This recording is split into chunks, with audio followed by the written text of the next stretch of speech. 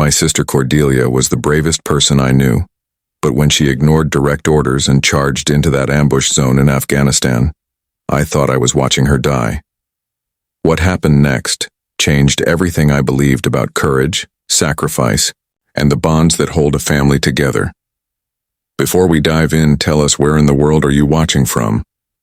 If you enjoy stories like this, make sure to hit that subscribe button, because tomorrow's episode is truly mind-blowing. Let's get started. I'm telling you this story because 3 years later, I still wake up some nights replaying those radio transmissions in my head. You see, I wasn't just her brother back home waiting for updates. I was stationed at a different base, monitoring communications that day, which meant I heard every word of what unfolded in real time. I heard the gunfire through her headset. I heard her breathing as she made the decision that would either make her a hero or get her killed.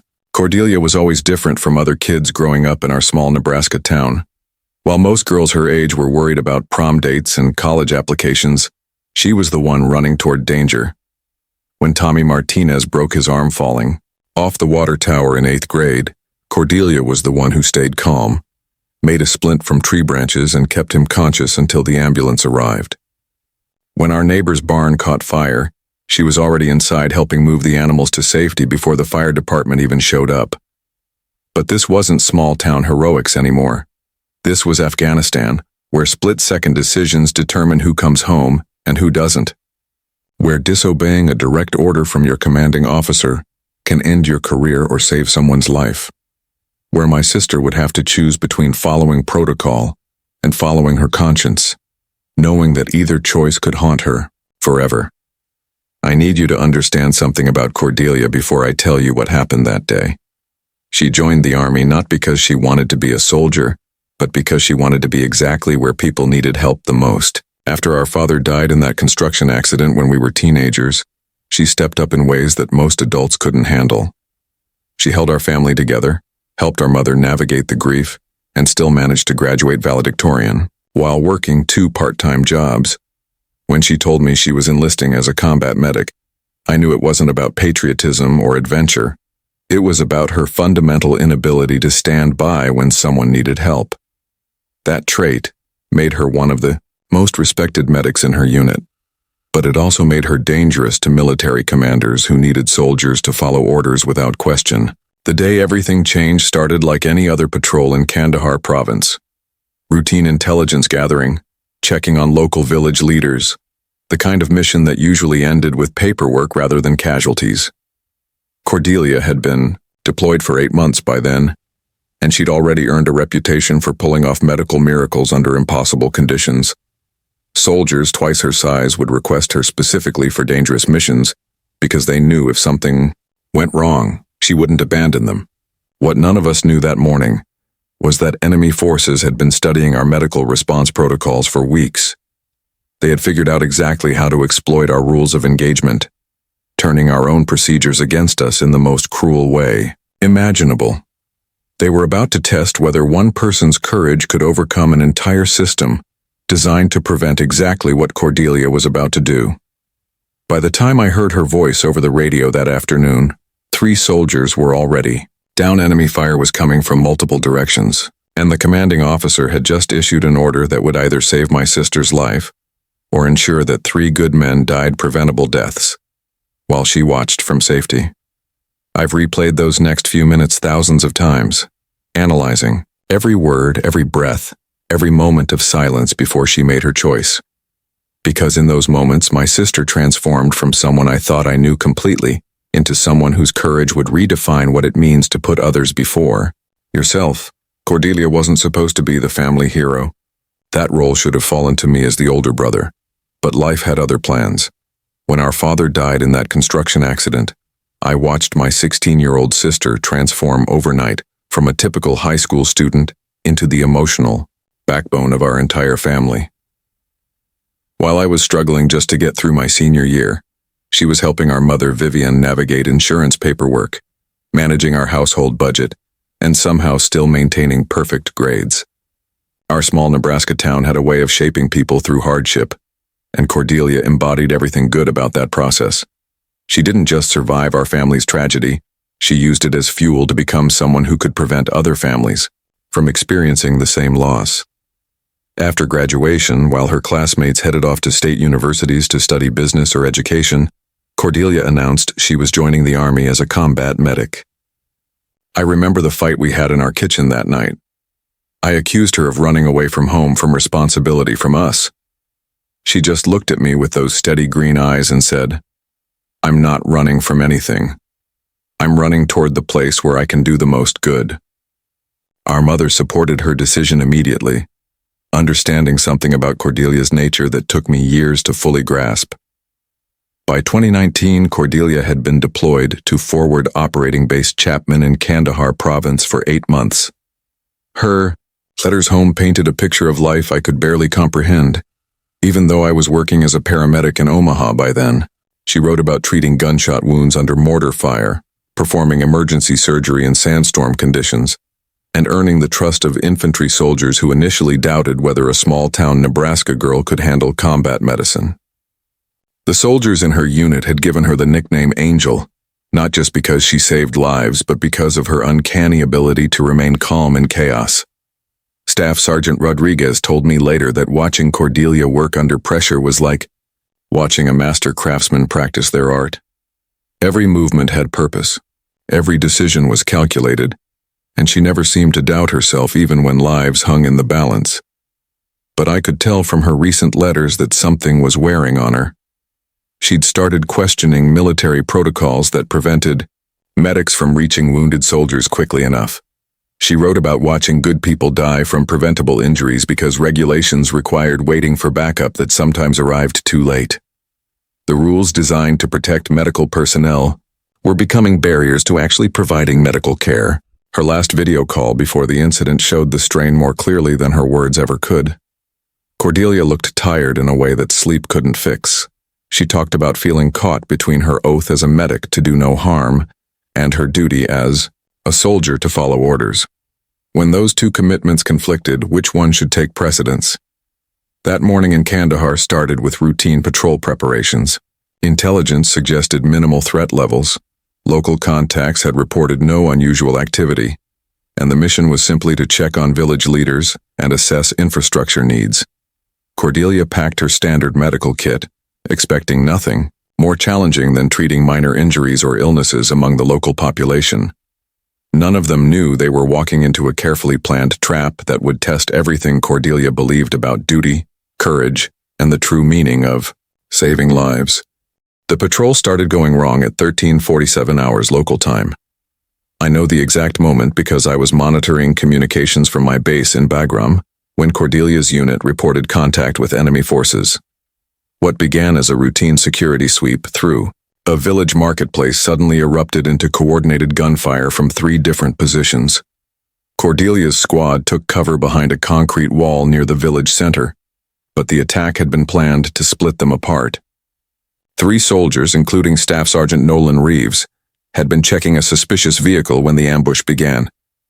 Now they were pinned down in an exposed courtyard roughly 200 meters away, with no cover except for a low stone wall that barely reached their knees. Through my headset, I could hear everything.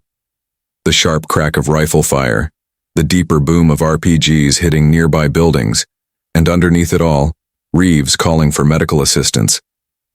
His voice was steady at first professional, reporting a shrapnel wound to his leg and requesting immediate evacuation. But as minutes passed, I could hear the pain creeping in, the slight slur that meant he was losing blood faster than he was admitting. Captain Morrison, the platoon leader, made the tactical assessment that probably saved most of his unit. The enemy had created what military strategists call a kill zone, an area of open ground covered by overlapping fields of fire. Anyone attempting to cross that courtyard would be exposed to gunfire from multiple directions with no hope of cover. His orders came through clear and non-negotiable. Hold position and wait for air support to clear the area. 20 to 30 minutes, he estimated. That's how long it would take for Apache helicopters to arrive and neutralize the enemy positions. Standard protocol, sensible tactics, the kind of decision that keeps soldiers alive by not taking unnecessary risks. Except Reeves didn't have 30 minutes. I watched Cordelia through the drone feed that command had patched through to our communications center.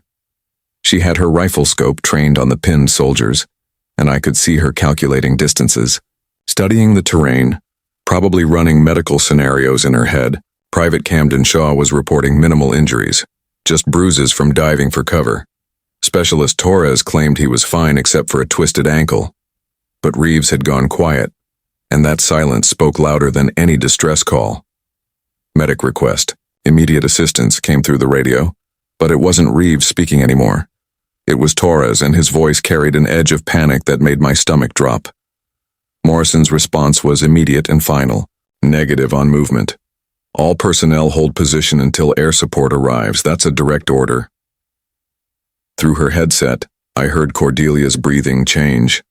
Not faster, but deeper, the way she used to breathe before making a difficult decision. Back home. She keyed her radio once, then twice, but didn't speak. In that silence, I knew she was weighing everything. Her training, her orders, her oath as a medic, and the life of a 22-year-old soldier who reminded her too much of her own brother. "Sir, he won't make it another 30 minutes. Cordelia finally transmitted, her voice steady but determined. "I can get there." "Negative, Thorne. We've already lost too much today. I won't lose you too." That's when I realized my sister was about to make a choice that would define the rest of her life. The radio went silent for exactly 43 seconds. I know because I was counting, watching the digital clock on my communications console while listening to the sound of my sister's breathing through her headset. In that silence, I could almost hear her mind working, processing variables that would determine whether she came home or became another casualty statistic. When Cordelia finally spoke, her voice carried the same quiet certainty I remembered from childhood, the tone she used when she'd already decided something and nothing would change her mind. "Torres, what's Reeves's status?" "He's unconscious, Thorne. Pulse is weak, bleeding hasn't stopped." "I don't think he's got long," Captain Morrison cut in immediately. "All stations maintain radio discipline. No movement until air support clears the area. Acknowledge." Every soldier in the unit responded with confirmation, except Cordelia.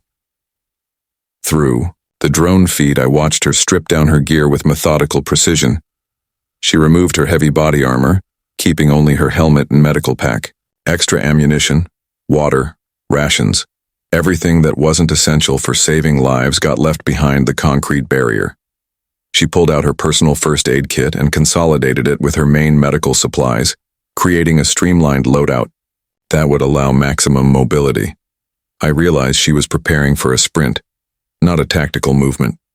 This wasn't going to be a careful advance using cover and concealment. This was going to be a desperate dash across open ground, betting her life that speed would keep her alive long enough to reach the wounded. "Thorne, acknowledge the hold order." Morrison's voice came through sharp and commanding. Cordelia keyed her radio but didn't respond to the captain. Instead, she spoke directly to me, though she didn't know I was listening. "If something happens, to me, tell my family I was exactly where I was supposed to be, doing exactly what I was trained to do." That's when I understood she wasn't just risking her career by disobeying orders. She was risking everything, gambling that her medical skills were worth more than military protocol. She'd studied the terrain during those 43 seconds of silence, identifying the fastest route between her position and the trapped soldiers. A straight line across the courtyard would take 12 seconds at full sprint. 12 seconds of being completely exposed to enemy fire. She checked her medical supplies one final time, her hands moving with the practiced efficiency of someone who'd performed these same preparations dozens of times before. Tourniquets, hemostatic agents, IV fluids, morphine, everything organized for immediate access. If she made it to Reeves, she'd have to work fast under fire with no room for error or hesitation. Morrison's voice crackled through the radio again, more urgent now. "Thorne, respond immediately. Acknowledge hold order." Cordelia switched off her radio. In that moment, she transformed from a soldier following orders into something else entirely. She became a medic whose only commanding officer was her conscience, whose only mission was saving lives regardless of the cost. She crouched at the edge of the concrete barrier, muscles coiled for the sprint that would either make her a hero or add her name to the casualty reports. I held my breath, watching my sister prepare to run straight into hell for people she'd known less than a year, because that's who she was, and nothing in heaven or earth was going to stop her. Cordelia broke cover at exactly 1402 hours, and the world exploded around her. Enemy fire shifted immediately to her position as she sprinted across the courtyard in a zigzag pattern, using every piece of debris and rubble as momentary cover. Bullets kicked up dirt inches from her boots, but she never slowed down, never hesitated, running with the focused determination of someone who had calculated the odds and decided they were acceptable. Through the drone feed, I watched her cover, those 200 meters in what felt like an eternity, but lasted only 15 seconds. When she dove behind the low stone wall with the trapped soldiers, I realized I'd been holding my breath the entire time. She'd made it, somehow threading the needle between multiple firing positions that should have cut her down before she took 10 steps. But the real shock came when she started her medical assessment. Reeves was unconscious and bleeding heavily, exactly as reported. But when Cordelia checked Private Camden Shaw, the soldier who'd been reporting minimal injuries, she discovered something that changed everything. Shaw was suffering from internal bleeding caused by blast trauma, his abdomen rigid with fluid accumulation that he hadn't recognized due to adrenaline masking the pain. "Shaw, when did you last urinate?" Cordelia asked, her hands already probing his torso for signs of internal damage. "I don't know. Maybe this morning? Your abdomen is distended and you're showing signs of hemorrhagic shock. You've got internal bleeding, probably from your spleen or liver." Shaw looked down at himself in confusion. "But I feel fine. Just some bruising from hitting the deck." That's when the impossible mathematics of battlefield medicine hit Cordelia full force. With limited supplies and enemy fire preventing evacuation, she had to choose between stabilizing one soldier completely or giving both a fighting chance with partial treatment. Reeves needed immediate blood replacement and surgical intervention. Shaw needed emergency surgery that she couldn't provide in the field. Then she noticed Shaw's dog tags and made a discovery that would save both their lives. His blood type was B negative, the same rare type that she carried. In a moment of brilliant improvisation born from desperation, Cordelia made a decision that violated every medical protocol she'd ever learned. Using IV tubing from her medical kit, she created a direct blood transfusion between herself and Shaw, using her own blood to stabilize his failing cardiovascular system. While her blood flowed into Shaw's veins, she simultaneously worked on Reeves, using pressure bandages and hemostatic agents to control his external bleeding. "Thorne, what the hell are you doing?" Torres stared at the improvised transfusion setup. "Buying time," she replied, her voice steady despite the fact that she was literally giving her life force to save Shaw. "My blood type matches his, and he needs volume replacement more than Reeves needs surgery right now." The transfusion worked. Shaw's blood pressure stabilized, his color improved, and his mental clarity returned. Meanwhile, Cordelia's pressure techniques had slowed Reeves's bleeding enough to maintain his vital signs. She'd done the impossible, keeping two critically wounded soldiers alive using nothing but field expedients and her own body as a medical resource. That's when the Apache helicopters arrived, their 30mm cannons systematically destroying the enemy positions that had created the kill zone. Within minutes, the area was secure, and medical evacuation was possible. But Cordelia had already won the battle that mattered most, proving that sometimes the greatest courage comes from refusing to accept that good people have to die simply because the rules say you can't save them. The helicopter ride to the field. Hospital should have been a victory lap, but Cordelia spent the entire flight continuing to monitor Shaw and Reeves while medics worked to stabilize her own condition. The blood transfusion she'd performed had left her severely anemic and dehydrated, but she refused sedation until both soldiers were in the hands of surgical teams. That's just who she was. Always the last person to accept help, always making sure everyone else was taken care of first. Within hours, Captain Morrison filed a formal report recommending Cordelia for disciplinary action for disobeying direct orders. The military justice system doesn't allow for exceptions, even when those exceptions save lives. But something unexpected happened during the investigation. Intelligence analysts studying the attack pattern realized that the enemy had been specifically targeting medical personnel by creating scenarios where wounded soldiers would be left to die while medics watched helplessly from safety. The ambush wasn't random. It was psychological warfare designed to break the spirit of American medical units by forcing them to watch preventable deaths. Cordelia's decision to ignore orders had not only saved 2 lives, but exposed an enemy tactic that was being used throughout the region. Her act of insubordination became a case study in adaptive battlefield medicine, leading to revised protocols that gave medics more discretion in life or death situations. 3 weeks later, instead of facing court-martial, Cordelia received the Silver Star for gallantry in action. But the recognition that meant the most to her came in the form of letters from Shaw's and Reeves's families. Shaw's mother wrote that her son had returned home, married his high school sweetheart, and was expecting their first child. Reeves sent a photo of himself walking across the stage at his college graduation, something that wouldn't have been possible without Cordelia's intervention. When Cordelia returned home on leave, she and I had the deepest conversation of our lives.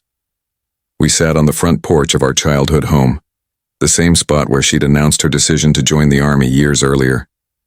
She looked different, not just physically, but in some fundamental way that's hard to describe. The experience had marked her, but not with trauma or regret. Instead, she carried a quiet confidence that came from knowing she'd faced the ultimate test and chosen correctly. "People ask me if I was scared running across that field," she told me as we watched the Nebraska sunset paint the sky orange and purple. Of course I was terrified, but I was more afraid of living with the regret of not trying than I was of dying while trying to save someone else's son, someone else's brother. That conversation changed how I approach my own work as a paramedic. Cordelia taught me that courage isn't the absence of fear.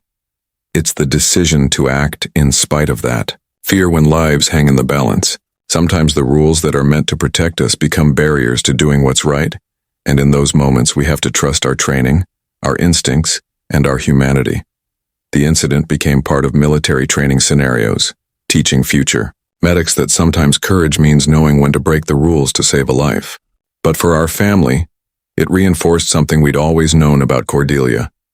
She was exactly the person we thought she was, someone who would risk everything to prevent other families from experiencing the loss that shaped our own lives. Her legacy isn't just the lives she saved that day, but the ripple effects that continue spreading outward, touching families who will never know her name but whose loved ones are alive because one person decided that some things are worth any risk.